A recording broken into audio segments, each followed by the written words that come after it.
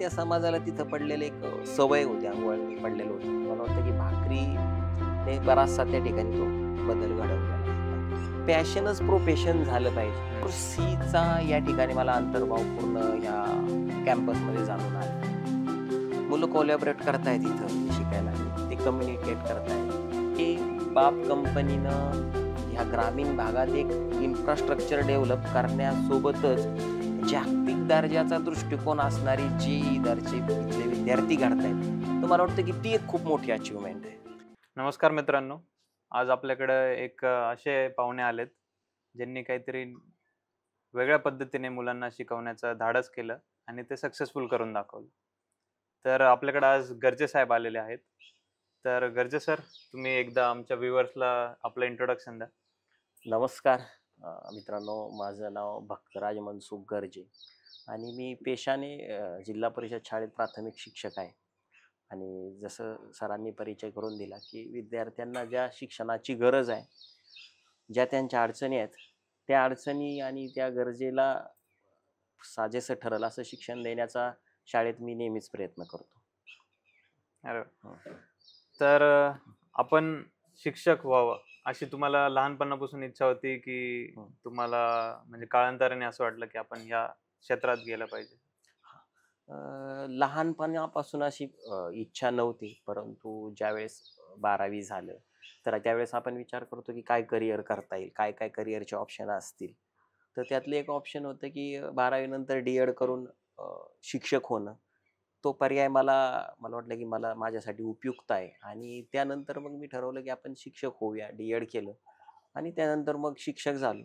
परंतु शिक्षक झाल्यानंतर एक समजलं की शिक्षक होणं हे फक्त विद्यार्थ्यांना आपला करिक्युलम किंवा पुस्तक शिकवणं इथपर्यंत मर्यादित नसतं. तर जे विद्यार्थी आपल्याकडे येतात, तर त्यांच्या घरी ते ज्यावेळेस असतात तिथपासून तर शाळेत सुटेपर्यंत त्यांच्या वेगवेगळ्या समस्या आहेत. प्रत्येकाचा स्वभाव वेगळा आहे. तर तिथपर्यंत जर आपल्याला त्या खोलापर्यंत जाता आलं, तर मग एक चांगला शिक्षक होता येईल. आणि मग विद्यार्थ्यांकडूनच शिकायला मिळालं, की काय कसं त्यांना आपण त्यांच्या गरजा पुरा करू शकतो. त्यांना आपल्याकडून काय हवं हे त्यांच्यात मिसळल्यानंतर समजलं. आणि खरोखर मग मला कालांतराने असं असं वाटायला लागलं, की जे क्षेत्र मला आवडते किंवा ज्यातून काहीतरी बदल घडता येईल अशा क्षेत्रात मी आलो. म्हणजे सुरुवातीला ठरवलं नव्हतं, पण ज्यावेळेस झालो, तर त्यावेळेस मात्र नक्कीच त्यातून शिक्षक झाल्याचा आनंद मिळायला लागला.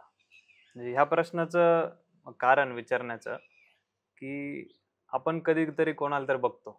त्यावरून आपण ठरवतो, की आपल्याला हे बनायचं, ते हं, बनायचं. हं, तर हं. तुम्ही असं कुठल्या व्यक्तीला तुमच्यावर प्रभावित केलं त्यांनी तुम्हाला शिक्षक बनण्यात, हं, की तुम्ही अ, असं बाजूला बघून किंवा स्वतःकडे बघून असं तुम्ही ठरवलं? हं, हे विचारण्याचं कारण तुम्हाला. तर हं. असं कोणी व्यक्ती होतं, की हां, त्यांनी तुम्हाला प्रोत्साहित केलं? शिक्षक होण्यासाठी. तसं पाहिलं तर माझे आजोबा हे पेशाने शिक्षक होते आणि तेच माझे 1ली ते 4थी पर्यंतचे शिक्षक होते. तर त्यांचाही विद्यार्थ्यांशी खूप लळा असायचा. अनेक विद्यार्थी त्यांच्यासोबत अगदी मैत्रीपूर्ण राहायचे. कारण त्या काळात म्हणजे साधारण 25 एक वर्षापूर्वी शिक्षक आणि विद्यार्थ्याचं नाते खूप फॉर्मल होतं. हं, हं. आता ती फॉर्मॅलिटी खूप कमी झाली आणि त्याही काळात माझे आजोबा बऱ्यापैकी विद्यार्थ्यांशी इन्फॉर्मल राहायचे, मैत्रीपूर्ण राहायचे आणि तिथूनही एक थोडीशी अंतर्गत प्रेरणा होती, की आजोबांसारखं शिक्षक आपणही व्हावं. अरे वाह! तर तुम्ही ह्या क्षेत्रात हं. कुठल्या साली उतरलात हां, नेमकं? मी 2010ला म्हणजे माझं 2008ला डी-एड झालं. त्यानंतर 2010ला महाराष्ट्र शासनाने शिक्षक भरतीची जी एंट्रन्स टेस्ट घेतली. अच्छा. ती परीक्षा दिली आणि मग त्यानंतर माझं सांगली जिल्ह्यासाठी सिलेक्शन झालं आणि तिथून मला हा महाराष्ट्र आणि कर्नाटक सीमेवरचा जो एक दुष्काळी तालुका आहे जत, त्या तालुक्यात माझी नियुक्ती झाली. त्या तालुक्यातील कुलाळवाडी हे एक अर्थातच दुर्गम, दुष्काळी आणि ऊसतोड कामगारांचं गाव. सुरुवातीला तिथं गेल्यानंतर मला असं वाटलं, की अरे शिक्षकाची नोकरी तर स्वीकारली. घरापासून साधारण 300 किलोमीटरवर एक जॉब मिळाला आहे. परंतु इथं कुठल्याही पायाभूत सुविधा म्हणून त्याही गोष्टी नाहीत. राहण्याची सोय नाही, हं, काय हं. नाही. आणि असं वाटायचं, की हा जॉब बदलून जावं. पण नंतर थोडंसं ज्यावेळेस विद्यार्थ्यांसोबत रुळलो, तर एक जाणीव व्हायला लागली, कदाचित मी हा जॉब बदलून जाईल. परंतु या ठिकाणी जे जन्मलेले विद्यार्थी आहेत, या ठिकाणचे जे ग्रामस्थ आहेत, ते तर असं जाऊ शकणार नाही. हं. त्यांच्या अडचणी सुटणार नाहीत. आणि जरी मी प्राथमिक शिक्षण असलो तरी तिथं प्राथमिक शिक्षणाचाही अनेकां लोकांमध्ये समाजामध्ये अभाव होता. तर मला वाटलं की नाही, इथं आपल्याला काम करायला स्कोप आहे, इथं गरज आहे आणि इथं आपण काम केलं पाहिजे. मग तिथून माझे सर्व शिक्षक बांधव यांच्यासोबत मी गावकऱ्यांशी कम्युनिकेशन वाढवलं, त्यांच्या समस्या समजून घेतल्या. तर ते एक मुख्य समस्या समजली मला, की त्या गावामध्ये अर्थातच रोजगाराचं साधन नव्हतं. मग पर्याय काय, तर ऊसतोडीला जाणे. आणि ऊसतोडी मागच्या 2-3 पिढ्यांपासून तिथं होती. त्यापूर्वी मूळ व्यवसाय तिथल्या समाजाचा मेंढीपालनाचा होता. तो एक भटकंतीचा व्यवसाय. तर भटकंती हे एक त्या समाजाला तिथं पडलेलं एक सवय होती, अंगवळणी पडलेलं होतं. त्या भटकंतीचे साइड इफेक्ट असे होते, की त्यामुळे तिथल्या मुलांचं शिक्षण होऊ शकत नव्हतं. हम्म. कारण आपल्या ज्या फॉर्मल शिक्षणाचा जो एक पॅटर्न आहे, त्यानुसार वर्षातले 8 महिने तरी मूल शाळेत गेलं पाहिजे. बरोबर. आणि जो कालावधी शिकण्याचा असतो त्याच कालावधी मेंढ्या घेऊन बाहेर जाणं, ऊसतोडीला जाणं. तर त्यामुळे 5वी, 4थी, 3रीच्या वर कोण शिकत नव्हतं. हो. परंतु त्या समाजाला एक जाणीव निर्माण झाली होती, की आपण असं कितीही बाहेर भटकलो तर शिक्षणाला पर्याय नाही. परंतु त्यांची अडचण होती, की ज्यावेळेस ते स्थलांतरित होत होते, तर ह्या मुलांना तिथं जे म्हणतो आपण जेवण देण्यासाठी कोणी नव्हतं. मग यावर काय उपाय करता येईल, काय पर्याय शोधता येईल यावर मी विचार करत होतो आणि मला एकदा सहज असं क्लिक झालं, की जर ही स्वतः मुलं स्वयंपाक बनायला शिकली लहान वयातच, तर हे जे काही पालक सांगतायत, की सर यांना भाकरीची सोय नाही, तर ती कदाचित सुटेल. मग प्रयोग म्हणून विद्यार्थ्यांना मी म्हटलं, की तुम्ही भाकरी बनवायला शिका. तर आपल्या ग्रामीण भागात मुली शिकतील, पण मुलांना स्वयंपाक बनायला शिकवणं एक आउट ऑफ हो. बॉक्स गोष्ट आहे किंवा ते हम्म. कोणी मान्य करत नाही. हम्म. मग मुलं फारशी तयार होत नव्हते. मग त्याला स्पर्धेचं स्वरूप दिलं, वा. की भाकरी बनवायची आपण शाळेत स्पर्धा घेऊ आणि त्या स्पर्धेत जो जिंकेल त्याला आपण बक्षीस देऊ. तर मग मुलांना एक कुतूहल, अरे बक्षीस मिळणार आहे काहीतरी, हम्म. करून पाहू. मग अडचणी काय, तर भाकरी बनवायला गेले, तर घरात आई पीठ द्यायची नाही. कारण तू पिसाळची नासाडी करतोय. हम्म. आजी म्हणायची, "काय मुलींसारख्या भाकरी करायला लागलाय." अशी मुलं तक्रारी सांगायला लागली. मग ही सर्व ग्रामीण भागातली मुलं, प्रत्येकाच्या घरी गाई म्हशी होत्या. मग मी त्यांना एक सुचवलं, नाही देत पीठ तर तुम्ही काय करा, शेण घ्या आणि त्या शेणाच्या गोवऱ्या थापा. गोवऱ्या थापणं बऱ्यापैकी भाकरी बनवण्यासारखंच असतं. मग मुलांनी ते करून पाहिलं आणि त्यानंतर मग पालकांनाही असं वाटलं, की काहीतरी मुलं करतायत. मग मुलं स्वतः पीठ घेऊन शाळेत यायचे. आम्ही शाळेत त्या चुली ठेवायचो आणि मग मुलं भाकरी बनवायची आणि त्यांचं जे सुपरव्हिजन होतं किंवा इन्स्पेक्शन होतं ते मुली करायच्या. कारण मुली भाकरी बनवण्यात तरबेज असतात. हो. कोणाची भाकरी चांगली झाली, कुणाला आपल्याला जास्त गुण देता येतील, असे काही क्रायटेरिया ठरवले, हम्म. की आकार, चव वगैरे त्या आधारे गुण. आणि मग मुली तो निकाल ठरवायला लागल्या, की 7वीतून हा पहिला, 3रीतून 4थीतून हा पहिला. वा. आणि एक छान वातावरण शाळेत व्हायला लागलं. प्रत्येक वर्षी आम्ही ती स्पर्धा घ्यायला लागलो. आणि मला वाटतं, की स्वयंपाकामधलं भाकरी हे एक सर्वात कौशल्याचं काम आहे. नंतर भाजी बनवणं किंवा इतर गोष्टी ह्या तुलनेने लवकर आपण आत्मसात करू शकतो. आणि मग मुलांनी भाकरी बनायला शिकल्यावर बाकीच्या गोष्टी शिकवले आणि ज्यावेळेस पालक स्थलांतरित व्हायचे ऊसतोडीला, पेंड्याला, तर मुलं बोलली, की "नाही, आम्ही आता येत नाही. आम्ही स्वतः स्वयंपाक बनवतो घरात आणि खातो." आणि पालकांनाही त्याचा आनंद झाला आणि त्यातून मग झालं काय, की अनेक विद्यार्थ्यांचं स्थलांतर थांबलं. ते शिक्षणाच्या प्रवाहात टिकून राहिले. 8वी, 9वी, 10वी पर्यंत शिकले आणि एकदा 10वी पर्यंत एक मूल गेलं, तर त्याला नक्कीच स्वतःहून जाणीव होती, की शिक्षणात मी कुठल्या दिशेला करियर केलं पाहिजे. कारण पुस्तकात काही ना काही तो वाचतो, हम्म. वर्तमानपत्रात वाचतो, शिक्षकांकडून माहिती मिळते आणि मग आता त्यानंतर बरेचशी मुलं वेगवेगळ्या क्षेत्रात जायला लागली. जसं की आज 2 विद्यार्थी आपल्या बाप कंपनीत आलेत. त्यांनी सोशल मीडियाच्या माध्यमातून आपल्या बाप कंपनीबद्दल माहिती मिळवली आणि मला वाटतं, की जर ही 10वी-12वी पर्यंत शिकले नसते, तर आता कुठेतरी एखादा टेम्पररी रोजगार करत असते. परंतु आता त्यांच्या एक जीवनाला एक चांगली दिशा भेटलेली आहे आणि मला वाटतं, की भाकरीने बराचसा त्या ठिकाणी तो बदल घडवलेला आहे. भाकरी बनवायला शिकल्यामुळे मुलं. तर नक्कीच तुम्ही एक प्रॉब्लेम, सिरियस प्रॉब्लेम तुम्ही एक मजेदार पद्धतीने सोडवला हं, हं. आणि यासाठी तुम्ही नक्कीच क्रिएटिव्हिटी तुमची वापरली. जे तुमच्याकडे रिसोर्सेस कमी असतात हं, आपल्याकडे, हं, हं. तर त्या कमी रिसोर्सेस मधून सुद्धा तुम्ही एक क्रिएटिव्हली एक खूप मोठा प्रॉब्लेम सॉल्व्ह केलाय. म्हणजे माझ्यासाठी तर ही खूप मोठी गोष्ट आहे आणि नक्कीच तुम्ही शेकडो मुलांचं जीवन नक्कीच बदललेलं आहे हं, हं, याच्यातून. हं. आणि आज आम्हाला तुमचे आलेले स्टुडंट्स बघून हे पण जाणीव होतीये, की हं. ते आजपर्यंत ते स्टुडंट्स तुमच्यासोबत कनेक्ट आहे. हो, हो, हो, हो. तर असं कुठली स्टोरी आहे हं, जिथं तो स्टुडंट हं, म्हणजे हं. त्याचं काहीतरी लाईफ खूपच चेंज झाली, जे तुम्ही सांगू हं. हां. इच्छिता? नक्की, नक्की. खूप मजेदार असतं पहा. बरेचदा आपण म्हणतो की शिक्षक हा विद्यार्थ्यांना शिकवतो.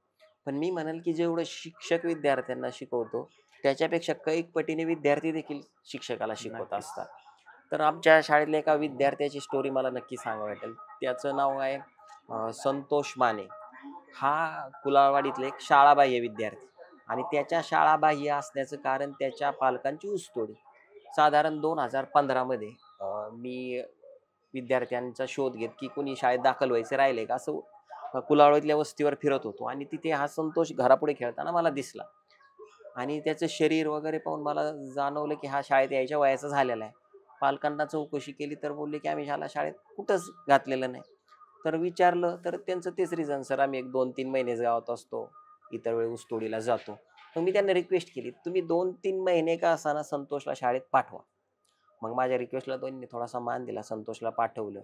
आपल्याकडे एक आर-टी नावाचा ॲक्ट आहे, राईट टू एज्युकेशन. हम्म. त्यानुसार त्या कायद्यात असं सांगितलेलं आहे, की मुलगा ज्या वयाचा असेल त्या येते. 6 वर्षाचा असेल तर त्याला पहिलीत आणि 7-8 वर्षाचा असेल तर त्याला त्या तिसरीत दाखल करायचं आणि संतोषचं वय त्यावेळेस होतं 7 वर्ष. त्यामुळे त्याला आम्हाला थेट दुसरीत घ्यावं लागलं. पहिलीत त्याला प्रवेश देता आला नाही. तो दुसरीत आला आणि त्या वर्षी 3 महिने तो शाळेत राहिला आणि ऑक्टोबरमध्ये आई-वडील ऊसतोडीला गेले त्यावेळेस तो पुन्हा ऊसतोडीला निघून गेला.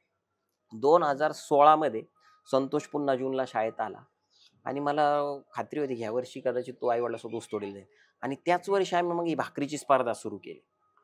त्यात संतोष भाकरी बनवायला थोडं-थोडं शिकला. त्याची एक बहीण होती मोठी आणि ज्यावेळेस आई-वडील ऊसतोडीला निघाले, तर तो बोलला की "पप्पा, आई मी आता तुमच्यासोबत येत नाही. घरीच राहून आम्ही इथे शिक्षण घेऊ." तर आई-वडिलांनी थोडंसं मला संपर्क केला, "सर थोडं लक्ष असू द्या" आणि घरात त्याला ठेवलं. असं करत संतोष 2020च्या लॉकडाऊनमध्ये 7वीत आला आणि ज्यावेळेस तो 7वीत आला, लॉकडाऊन पडलं, शाळा बंद झाली. आई-वडील गावाबाहेर होते ऊसतोडीला आणि संतोषने वडिलांकडे एक हट्ट केला, की "मला एक गाय तुम्ही घेऊन द्या." ज्याला आपण जर्सी गाय म्हणतो. हम्म. तर वडील बोलले, की "दुष्काळी आपलं गाव, तू फक्त 7वीत आहेस, आम्ही ऊसतोडीला आणि गाय घेऊन काय करणार आहे?" पण त्याने हट्टच केला, की "मला एक गाय घेऊन द्या. शाळेमध्ये आम्ही जलसंधारणाची कामं, बाकीच्या गोष्टी शिकलोय, मुरघास बनवणे काय असतं शिकलोय. मला गाय सांभाळायची." मग वडिलांनी त्याचा हट्ट पुरवण्यासाठी त्याला एक पाहुण्याकडची एक गाय घेऊन दिली आणि त्या मुलानं एवढं छान मन लावून त्या गायीवर काम केलं, की पुढच्या 2 महिन्यात त्या एका गायीच्या 2 गायी केल्या. हां, म्हणजे त्याने डेअरीला दूध टाकलं आणि त्यातून आलेला काही पैसा आणखी डेअरी चालकाकडून घेतला आणि आणखी एक गाय विकत घेतली. आणि ज्यावेळेस आई-वडील ऊस तोडून रिटर्न आले, तर ते बोलले, की "आम्ही एकच दिली, ती 2 झाल्या." तो म्हणला, "असं-असं करून मी घेतली." त्याचं त्याने कष्ट सातत्याने त्याचे एवढे चालू ठेवले, की एक 4 महिन्यात त्याचे 3 गाय, 4 गाय अशा गायी होत गेल्या. आणि त्यावेळेस लॉकडाऊन असल्यामुळे ऑनलाईन शिक्षण सुरू होतं. ऑनलाईन शाळा होती. हम्म. ऑनलाईन तो थोडं शिकायचा. आणि दुसऱ्या वर्षी ज्यावेळेस आई-वडील ऊसतोडीला जाणार होते पुढच्या वर्षी, तर तोपर्यंत त्याकडे 4 गायी झाल्या जर्सी. मग वडिलांनी असा डिसिजन घेतला, की त्या 4 गायीचं काम तुला कदाचित एकट्याला होणार नाही. तर आईला राहू दे घरीच. मी एकटा आता यावर्षी ऊसतोडीला जातो. म्हणजे जवळपास 35 वर्षानंतर त्याची आईची ऊसतोडी तिथं थांब. थांबली. वडील त्या वर्षी म्हणजे 2021 मध्ये ऊसतोडीला गेले. तोपर्यंत संतोषने कष्ट घेतले वेगवेगळ्या पद्धतीने तो आपल्या जनावरांचं कसं देखभाल करावं याचं ज्ञान घेत गेला आणि वडील पुन्हा येईपर्यंत त्याच्या 6 गायी झाल्या आणि 2022 पासून त्याच्या वडिलांची सुद्धा ऊसतोडीचं काम थांबलं. आता मी बरेचदा म्हणतो, की माझा शिक्षक म्हणून दिवसाला साधारण 1,000-1,500 रुपये पगार आहे. पण संतोषचं दररोजचं उत्पन्न 2,500 ते 3,000 रुपयाचं आहे. ज्यावेळेस तो 8वीत होता तेव्हाच. वा. आणि मग त्याचं पूर्ण कुटुंब त्या व्यवसायात सहभागी झालं. आता त्याच्याकडे जवळपास 11 गायी आहेत. दररोजचा त्याचा टर्नओव्हर 3-4 हजाराचा आहे. गावातील अनेक लोकांनी त्याचं पाहून दुग्ध व्यवसाय सुरू केलाय. आपल्याकडे BBC नावाचं एक चॅनल आहे. हम्म. BBCने संतोषची केस स्टडी केली, त्याची स्टोरी देखील कव्हर केली. वा. आता तो 12वीत शिकतोय आणि मला वाटतं, की हा विद्यार्थी आम्हाला खूप काही शिकून गेला, की जे आपलं पॅशन आहे त्याला आपण जर फॉलो केलं, तर नक्कीच आपण यशापर्यंत जातो. आणि नक्कीच तुमच्या एक छोट्या संकल्पनेचा फायदा हं. एवढ्या मोठ्या स्तरावर गेला, म्हणजे BBC सारखं हं, मोठं हं, ब्रॉडकास्टिंग हं, एजन्सी हं, ती त्या संतोष पर्यंत पोहोचली हं, आणि हं. त्याचं नाव अजून मोठं झालं, हो, नक्कीच हो. फायदा झाला. हो, हो, तर ही खूपच मोठी गोष्ट आहे हो. आणि असे अनेक संतोष असतील हं, हं, हं. हो, तुमच्यामुळे हो, घडलेले. हो, हो, हो. आणि नक्कीच सांगायचं असं की शिक्षणाने माणसाची एक नजरिया बदलून जातो. तो प्रत्येक गोष्टीला प्रश्न करायचं शिकतो. हं, हं. तर तर तसंच तुम्ही त्याला संतोषला प्रश्न करण्याची एक संधी दिली. त्याने प्रश्न केल्यामुळं त्याने स्वतःच्या गरिबीवर प्रश्न उपस्थित केला आणि त्याच्यातून त्याला मार्ग पण भेटत गेला की आपण गरीब काय आणि काय केलं पाहिजे जेणेकरून आपण ही आपली गरिबी मिटेल, आपल्या घरच्यांचा त्रास मिटेल. आणि हे असेच तुमच्यासारखे शिक्षक प्रत्येक गुरुकुलात किंवा प्रत्येक शिक्षण संस्थेत नक्कीच पाहिजे. तर ही झाली संतोषची कहाणी. पण त्याच्यानंतर तुम्ही प्रत्येक एरियामध्ये जातात, नवीन नवीन शाळेत गेलात, त्याच्यानंतर तुमची बदली जशी होत गेली, तर प्रत्येक भागाचा आपला एक वेगळा प्रॉब्लेम असतो. पोरांची शिकण्याची पद्धत वेगळी असते, जसे तुम्ही म्हटलात. तर जनरल आयडिया काय वाटतं तुम्हाला? म्हणजे जनरल पोरांना जर आपण एकदम शिक्षणाबद्दल त्यांना एक आवड म्हणा किंवा मग त्यांना त्याच्यामध्ये इंटरेस्ट निर्माण झाला पाहिजे, यासाठी काय करता येईल आपल्याला? मला वाटतं की ॲक्च्युली हा काही प्रश्नच होत नाही की मुलांना आवड निर्माण व्हावी म्हणून काय करावं. आपल्या शिक्षणाचं स्वरूप असं असलं पाहिजे की मुलांना जे आवडतं ते आपण शिकवलं पाहिजे. आपलं जनरली होतं काय की आम्हाला जे आवडतं, जो सिलेबस ठरलेला आहे, जो करिक्युलम ठरलेला आहे, यात तू स्वतःला ॲडजस्ट कर. पण मला वाटतं की नाही, शिक्षणाने स्वतःला एवढं एक्सपॅन्ड केलं पाहिजे, विद्यार्थ्यांच्या समोर एवढे ऑप्शन पाहिजेत की त्यातलं एक तो स्वतःहून निवडेल आणि मग त्याने निवडल्यानंतर मग त्यात त्याला जी काही अडचण येईल, काय समस्या येईल, तिथं एक शिक्षण व्यवस्था म्हणून, एक शिक्षक म्हणून आपण त्याला पुश केलं पाहिजे. तर अशा पद्धतीचं शिक्षण आपण जर एक व्यवस्था, एक सिस्टीम, इकोसिस्टीम जर डेव्हलप करू शकलो, तर मला वाटतं की प्रत्येक विद्यार्थी त्याच्या ध्येयापर्यंत जाईल. बळच ओढून ताडून कोणाला पास करावं लागणार नाही, अभ्यास कर कोण म्हणून कोणाचा पिच्छाही पुरवावा लागणार नाही. तर एक शिक्षण व्यवस्था म्हणून आपणच कमी पडतो.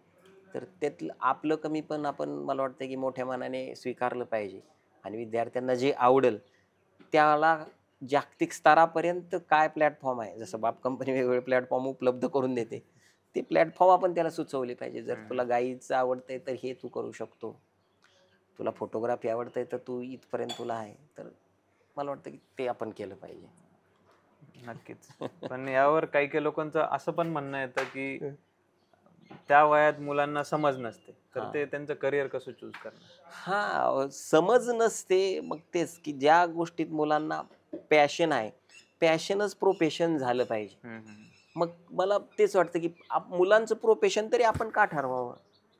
त्याला ज्या गोष्टीत पॅशन आहे, त्याच्या पॅशनला आपण काय म्हणूया की कॉम्प्लिमेंट करणारं काही ना काही प्रोफेशन असतंच, असायलाच हवं. तर ते शोधून आपण त्याला जोडून दिलं पाहिजे. म्हणजे नॅचरली कुठलंही मूल येतं तर त्याची पॅशन काय असणार आहे, त्याच्या आजूबाजूला जे काही आहे ते त्याच्या पॅशन असणार आहे. जरी काल्पनिक काही गोष्टी असल्या तर मग तो फिल्म मेकिंगमध्ये वगैरे अशा गोष्टीत, रायटिंगमध्ये जाऊ शकेल.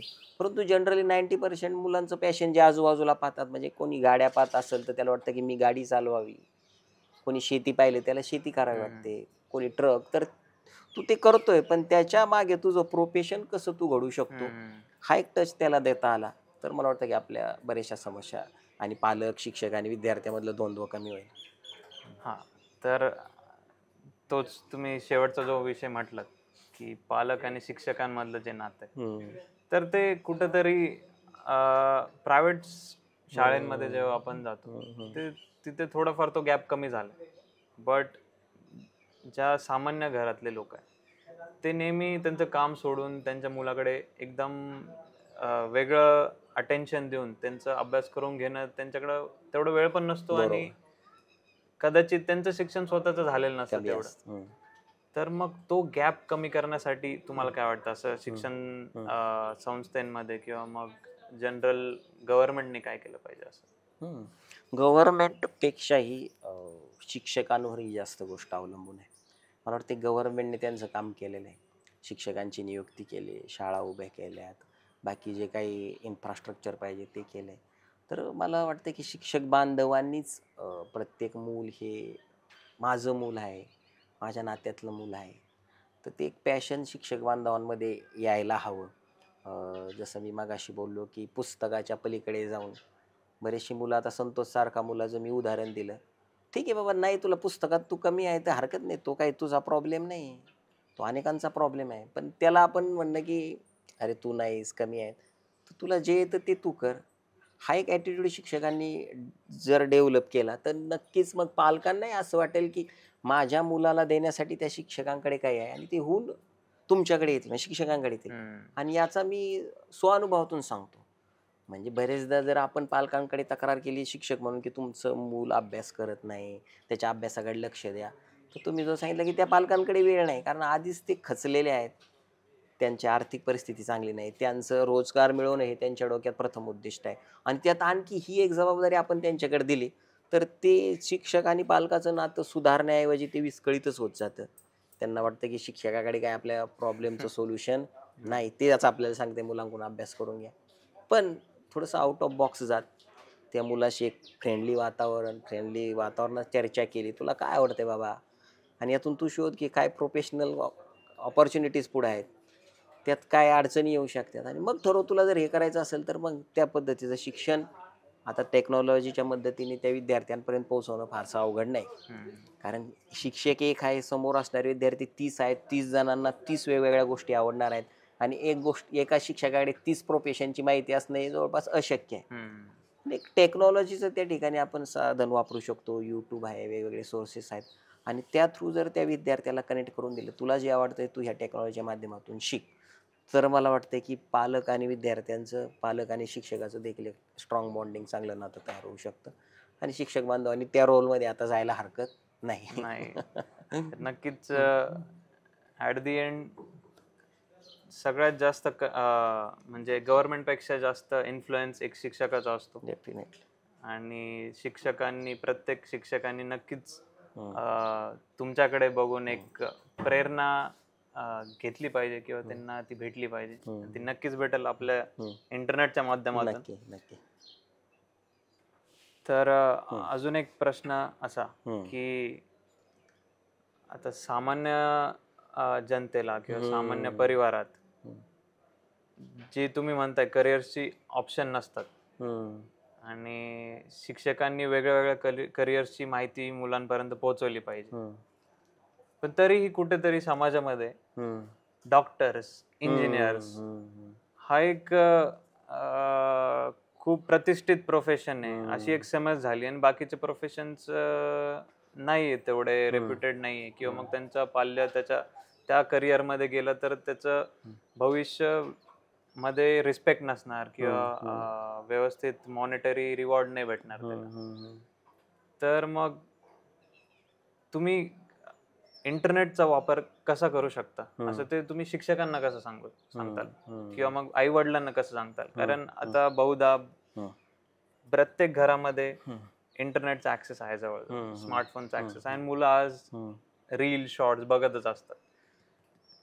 तर तो रील्स अँड शॉर्ट्स म्हणजे त्यांच्यावर खूप मोठा प्रभाव आहे मुलांवर.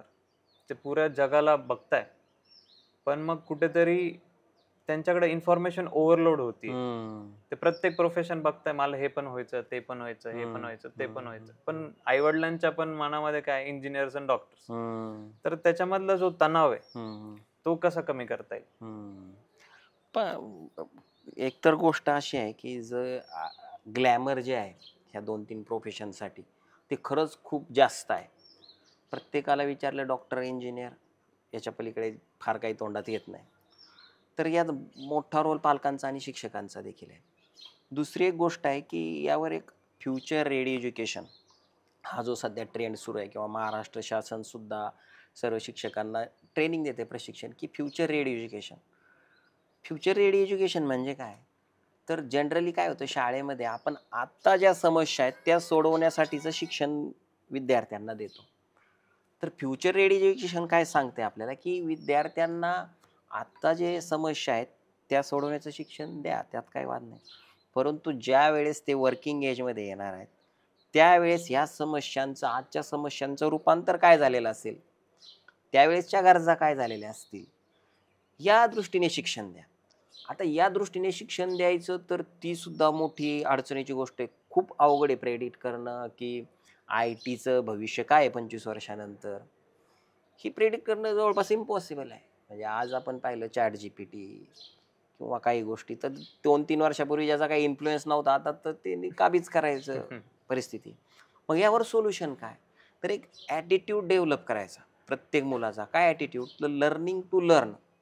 वा. लर्निंग टू लर्न हे जर स्किल प्रत्येक विद्यार्थ्याने स्वतःकडे घेतलं, आत्मसात केलं, तर मग कितीही टेक्नॉलॉजी बदलू द्या, कितीही कुठल्या गोष्टीचा इन्फ्लुअन्स बदलू द्या, तर तो पुन्हा त्या सिच्युएशनमध्ये ज्या काही गोष्टी आवश्यक आहेत तो त्या शिकणार आहे.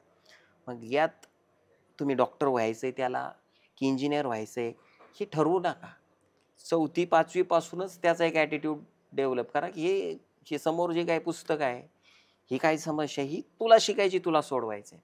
वा. म्हणजे त्या विद्यार्थ्याला शिकणं हे माझं काम आहे असं वाटलं पाहिजे. जनरली आपल्याकडचा काय ट्रेंड आहे, विद्यार्थी बसतात, शिक्षक येतात, पुस्तक उघडतात. मग विद्यार्थ्याला वाटतं की शिक्षक शिकवतील आणि मग मी शिकल. पण जनरली असं घडत नसतं. म्हणजे आपल्या आयुष्यातल्या ज्या 99% गोष्टी आपण शिकलो, ज्या आपण स्वतःहून शिकलो, म्हणजे सायकल शिकायची तरी कोणीतरी आलं आणि शिकवलं. आपल्याला अट्रॅक्शन आपण जाऊन शिकलो. तर प्रत्येक विद्यार्थ्यामध्ये आपल्याला शिक्षक म्हणून, पालक म्हणून हा ॲटिट्यूड डेव्हलप करायचा आहे, की learning to learn is a 21st century skill आणि तू ते ॲक्वायर केलंच पाहिजे. रेडीमेड काय द्यायला नको. आता मुद्दा असा तुम्ही विचारला, की इंटरनेटचं कसं काय? मग इंटरनेट मुलं वापरणारच आहेत. त्यावर कोणीही बंधन आणू शकत नाही. ही काळ्या दगडावरची रेष आहे. आणि इंटरनेटवर किंवा रील्समध्ये मुलं हे प्रामुख्याने त्याच गोष्टी जास्त पाहणार आहेत, जे पालक पाहतात. विशेषतः स्कूल गोईंग चिल्ड्रन. मग इथं थोडंसं पालकांना काही नियमन म्हणतो, नियंत्रण शक्य नाही. काही नियमन करावं लागेल, की मी काय पाहणार आहे रील्समध्ये. ते थोडंसं मी सिलेक्टिव्ह असलं पाहिजे, की नुसतं स्क्रोल करत जाणार आहे, जे येतंय आणि जे थोडंसं ग्लॅमरस वाटतंय, की मी असं काहीतरी पाहणार आहे, जे की प्रोफेशनल आहे. जे विद्यार्थ्याच्या एक अभिव्यक्तीला डेव्हलपमेंट देणार आहे. तर ते मी पाहिलं, तर विद्यार्थी पण तशाच गोष्टी स्क्रोल करतील. आणि त्यातही काही नियमन पालकांनी केलं, की ठीक आहे, तू 2-3 तास मोबाईल पाहतोय ना, तर 2 तास तुला हवं ते पहा. पण 1 तास तुला हेच पाहायचंय. तुझं तू ठरव. काही एक 20, 25, 30, 40 ऑप्शन दे प्रोफेशनच्या रिगार्डिंग आणि तुला 1 तास हे पाहायचंय आणि मग तू 2 तास काय पाहायचं ते पहा. हा कुठेतरी एक असा मार्ग मध्यम काढला तर मला वाटतं, की मग ते पालकातलं, शिक्षकातलं, विद्यार्थ्यातलं द्वंद्व थोडंसं कमी होईल. म्हणजे आपलं थोडक्यात वातावरण वडिलांनी हं. आणि आई वडिलांनी आणि पालकांनी आणि आपल्या शिक्षकांनी निर्माण केलं पाहिजे. हं, हं. ज्याच्यातून मुलांना ती आवड निर्माण होईल, हं. क्युरिओसिटी निर्माण होईल आपण काय करू शकतो याची. हं, हं, हं. आणि लर्निंग टू लर्न हं. हे खूपच महत्त्वाचा ॲटिट्यूड आहे हं, म्हणता येईल. हं. आणि हा ॲटिट्यूड कदाचित बाकीच्या शिक्षकांनी सुद्धा हं. आत्मसात केलं पाहिजे, आई-वडिलांनी सुद्धा हं. आत्मसात केलं पाहिजे. हं. तर तो त्यांच्या मुलामध्ये पण डेफिनेटली. नक्कीच उतरेल. उतरेल. तर लर्निंग टू लर्न हे तुम्ही इकडे बाप कंपनीत आला. हं. तर आमचं लर्निंग टू लर्न बघून तुम्हाला काय वाटतं? हां, खूप छान. मला असं वाटतं, की ज्या 4Cची सध्या जगात चर्चा आहे, creative thinking, critical thinking, collaboration, communication. ह्या 4Cवर आजचं आणि भविष्यातलं शिक्षण आणि एकूणच जग डिपेंड आहे. तर त्या 4Cचा या ठिकाणी मला अंतर्भाव पूर्ण ह्या कॅम्पसमध्ये जाणून आला. मुलं कोलॅबोरेट करतायत इथं जे शिकायला आले. ते कम्युनिकेट करतायत. अगदी झाडाखाली जाऊन बसलेत. त्यांचं स्वतःचं कम्युनिकेशनमध्ये पण कोलॅबोरेशन आहे. म्हणजे इंग्लिश त्यांना शिकायची तर तिघा-चौघांचा गट केलाय आणि ते त्या ठिकाणी कोलॅबोरेट होऊन शिकतायत. क्रिटिकल थिंकिंग करतायत, की या परिसरात ओसाड परिसरात कशी हिरवाई आपल्याला फुलवता येईल. तर ह्या सगळ्या गोष्टी या ठिकाणी विद्यार्थ्यांना दिल्या जात आहेत, हे पाहून मला प्रचंड आनंद झाला. जसं मी या ठिकाणी काही विद्यार्थ्यांशी बोललो, आपले संस्थापक आदरणीय रावसाहेब घुगे साहेबांशी बोललो, त्यानंतर नागरे साहेबांशी बोललो, तुमच्याशी बोलतोय. तर ज्या इकोसिस्टम मी बोललो, की एक विद्यार्थ्यासाठी किंवा शिक्षणासाठी एका व्यक्तीच्या ओव्हरऑल डेव्हलपमेंटसाठी हवी असती, ती तर पूर्णतः उपलब्ध आहे. म्हणजे मी बरेचदा म्हणतो, की आमच्याकडे एवढी बिल्डिंग आहे, असं काही इन्स्टिट्यूशन सांगतात, आम्ही हे शिकू, ही पर्सनॅलिटी डेव्हलपमेंट शिकू, हे सेशन ठेवू, ते लेक्चर ठेवू. ह्या लेक्चरबाजीने काही फारसा फायदा होत नाही. पण ज्यावेळेस प्रत्येक व्यक्ती तुमच्या सिस्टीममधली हा समोरच्याचा माझ्या विकासासोबत समोरच्याला मी काहीतरी देऊ शकेल ह्या ॲटिट्यूडने तिथे राहत असते, तर त्यावेळेस येणारा व्यक्ती ॲटोमॅटिक डेव्हलप होतो, त्याचा कॉन्फिडन्स बूस्ट होतो, त्याला हव्या त्या दिशेने तो जातो आणि त्याची 101% अनुभूती मला ह्या कॅम्पसमध्ये आली. बऱ्याच काही गोष्टी मी या ठिकाणी शिकलो म्हणजे 2-3 तासाच्या माझ्या या ठिकाणी असण्यामध्ये. तर ही खूप मोठी गोष्ट आहे आणि 3 तासात जर एखादा व्यक्ती एवढा कॉन्फिडंट होत असेल, तर मी कल्पना करू शकत नाही की 3 वर्ष एखादा विद्यार्थी इकडे राहिला, तर तो कॉन्फिडन्स लेव्हल त्याचे फोर्सेस बरोबर त्याचा कॉन्फिडन्स किती उंच जाणार आहे आणि तो कॉन्फिडन्स त्याला जगाच्या जागतिक पटलावर घेऊन जाणार आहे. आणि हे बाप कंपनीनं ह्या ग्रामीण भागात एक इन्फ्रास्ट्रक्चर डेव्हलप करण्यासोबतच जागतिक दर्जाचा दृष्टिकोन असणारी जी दरचे इथले विद्यार्थी घडतायत, तर मला वाटतं की ती एक खूप मोठी अचीवमेंट आहे. कदाचित इन्फ्रास्ट्रक्चर आणखी कोणी उभं करू शकेल, पण ज्याला म्हणतो आपण ग्लोबल सिटीझन, जागतिक दर्जाचा दृष्टिकोन असणारे विद्यार्थी इथं घडतायत, तर ही एक मोठी अचीवमेंट आहे. आणि मला वाटतं की ग्रामीण भागातल्या विद्यार्थ्यांनी ह्या संधीचा लाभ घेतला पाहिजे. या ठिकाणी येऊन शिकलं पाहिजे, या ठिकाणी किमान व्हिजिट तरी केली पाहिजे. आणि खरंच म्हणजे एक शिक्षक म्हणून मला एक व्यक्ती म्हणून खूप अभिमान वाटतो. अ, ज्या तत्वावर, ज्या विचारांनी बाप कंपनी उभी राहिली. उभं करणं एक वेळ कदाचित सोपं असतं, पण तीच तत्व घेऊन अहोरात्र पुढं जाणं ही खूप मोठी गोष्ट असते.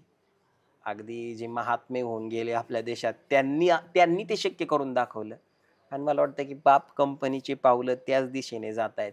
बाप कंपनी महाराष्ट्रातल्या प्रत्येक शेतकरी बापाच्या मुलासाठी, शेतकऱ्यासाठी, प्रत्येक वंचित व्यक्तीसाठी एक आदर्श उदाहरण म्हणून थोड्याच दिवसात जागतिक पटलावर जाणार आहे, जी की राज्य आणि राष्ट्रस्तरावर सध्या पोहोचलेले आहे. बाप कंपनीच्या सर्व टीमला माझ्याकडून खूप खूप हार्दिक शुभेच्छा. धन्यवाद सर. तुमचा रिव्ह्यू आमच्यासाठी एक मोटिवेटर आहे नक्की, नक्की. आणि जे सांगितलेलं तुम्ही व्हॅल्यूज आहे ते आम्ही कोरमध्ये ठेवल्यात. लर्निंग टू लर्न ही आमची फिलॉसॉफी आमचे मुलं डे पासून आत्मसात करतात. पण परत एकदा तुम्ही आम्हाला ते रिफ्रेश करून दिलं याबद्दल खूप खूप धन्यवाद. आणि तुमच्याद्वारे खूप सारे संतोष घडू नक्कीच. ही आमची इच्छा असेल आणि तुमच्यासाठी आमच्याकडनं विशेष असतील. नक्की, नक्की. आणि मित्रांनो, एक भाकरीची स्पर्धा जग बदलू शकते हे कदाचित ऐकायला काल्पनिक वाटतं, बट गर्जे साहेबांनी इथं ते करून दाखवलेलं आहे. एक भाकरीची स्पर्धा थोडक्यात सांगायचं, एक क्रिएटिव्ह सोल्युशन भारताचा विकास एक फास्ट पेसवर घेऊन जाऊ शकते.